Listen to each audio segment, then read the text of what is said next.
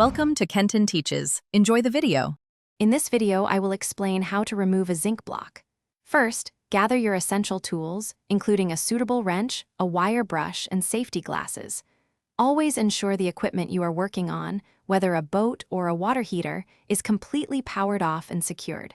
This prevents accidental activation and ensures your safety throughout the process. Locate the zinc anode, which is usually a small, rectangular block. Once you have located the zinc anode, use the appropriate size wrench to loosen the mounting bolt.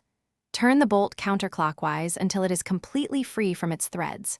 Sometimes, corrosion might make this difficult, so apply steady pressure. After the bolt is removed, carefully pull the old zinc block away from its mounting point. It might be slightly stuck due to accumulated deposits. After removing the old anode, take a moment to inspect it. A properly working zinc block should show signs of erosion, indicating it has been sacrificing itself. Next, it is crucial to clean the mounting surface thoroughly. Use a wire brush to remove any rust, scale, or old gasket material. A clean surface ensures a good electrical connection for the new anode, which is vital for effective corrosion protection. Now, it is time to install the new zinc anode.